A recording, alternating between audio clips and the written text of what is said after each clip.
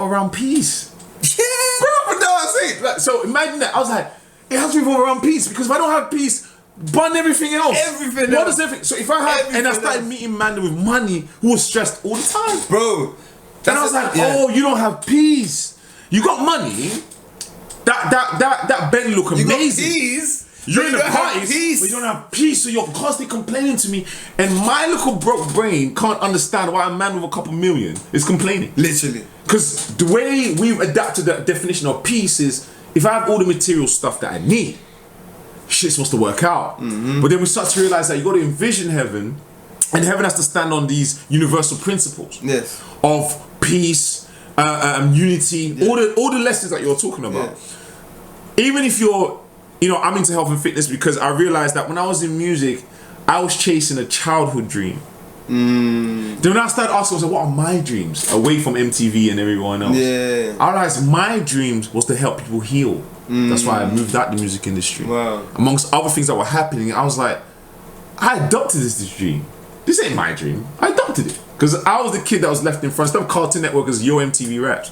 I was born in the 80s, so if you don't know what Yo MTV Raps is, sorry, can't help you. But Yo MTV Raps was the spot on MTV base, because we were following people that looked like us transform from poverty to wealth. Thanks. In front of us. In front of your eyes. I had GPs living with me on the block. I had accountants, lawyers living with me on the block. Yeah. So I'm like, you're telling me to go to uni and do all this stuff. To end up back here. But we're trying to leave here. And the only people that were leaving here was the drug dealers and the people in entertainment. But obviously as we get older... Sometimes in a police wagon? In a police wagon, bro. Sometimes in a police wagon. But I realized that what was happening at the time... Don't forget what you're about to say, but what was happening at the time was like, that heaven, about actualizing heaven. My question is, how did you get to that understanding to visualize heaven was to be in it? Because if you can't visualize, you can't have it, like you said. Bro, it's when I learned, it's when I had to retune myself in the motherland. A part of me reached the motherland and was like, I've arrived.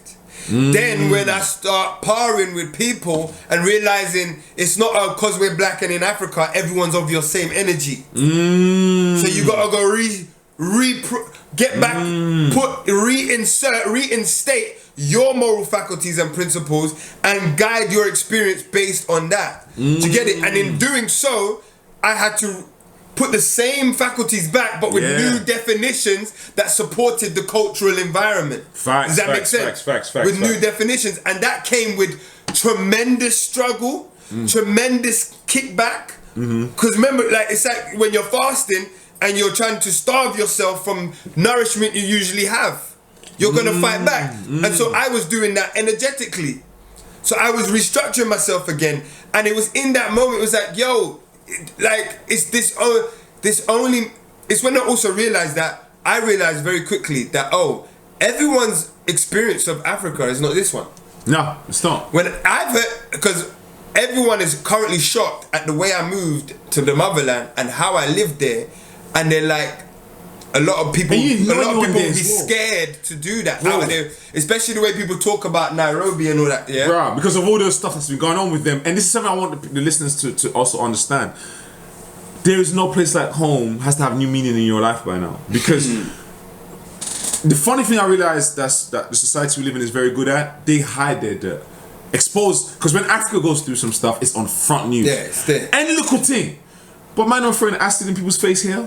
People getting robbed here, murdered here, stabbed here. Bro. And no one in Africa thinks, that's a dangerous place to go. They just think that's the place to go, bro. Right? I'll give you a real story. When I was in Kenya, there was an election happening. And anytime there's an election, it's a mad thing. Yeah, of course. Africa's like that. So there's an election, and two stories, but the main story was there's an election and they start doing a madness in some next area, in the next city. And like, there's maybe been some shootings or whatever going on. My mum calls me from London and is like, Mikel, I think you should come back. I've been seeing on the news, this is going on. Things are going on. I think you should come back. It may not be safe for you. Right. And I'm like, Mum, you're bright. Because when there was a bomb scare in London Bridge, right, you weren't calling my phone. And I use that station every day. You know what I'm saying? You didn't call me. I use that, but The I'm programming in is Kenya. real. I'm in Kenya where someone is let off a shot 9 hours away, and all of a sudden I got. Remember, 9 hours. People don't understand the landmass. Like you think it's just. But it shows you how much we've been 9 hours programmed. away, bro. How much we've been programmed and how much we... Yeah, it's interesting to see because I went to highlight certain things because I was like, you know what?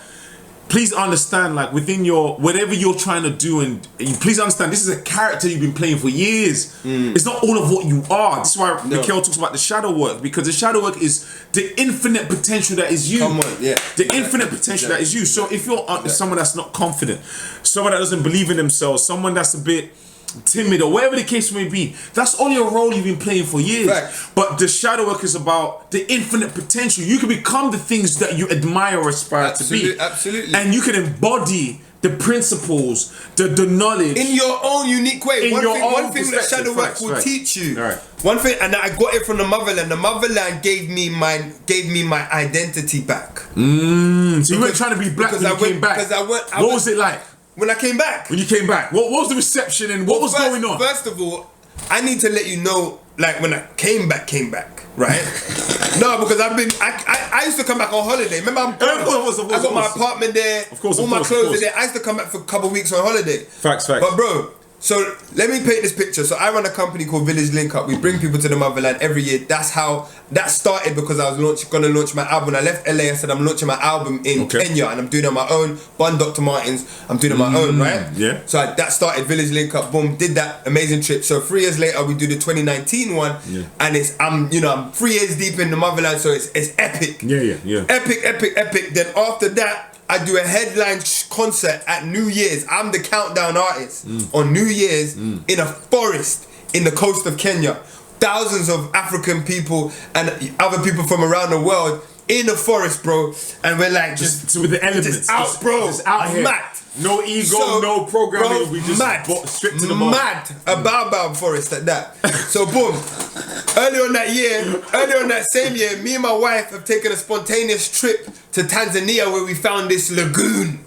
And we're just there in Tanzania. The same year, I bring my 89-year-old grandma from Jamaica all the way to Kenya on her first trip to the motherland, and she is camping with me in the Masai Mara with leopards are circling your real leopards are circling your tent with my grandma. So I'm painting the picture. I'm bringing my Jamaican, real Jamaican, old school Jamaican. Remember I said how they used to, feel the ignorance about the motherland from that generation. Now they experiencing it first She time. got to be in the Maasai village. And you ain't even putting her up in some 5-star hotel. She's down. She's out here. Man, we did both. So I got a big yard with the people that I know, and then bam. Comes experience to the real world. So boom, we did that now. We're just chilling, me and my family in Kenya, boom. So my family goes back, handled my last bits of business. I said, you know what? Let me pull up in London real quick. I ain't been back to London this whole year. Let me go back, touch base. Bro, and when I tell you, the spirit grabbed me and said, Mikel, you're not coming back for a little bit. I said, what are you talking about? I only go to London for 4 weeks.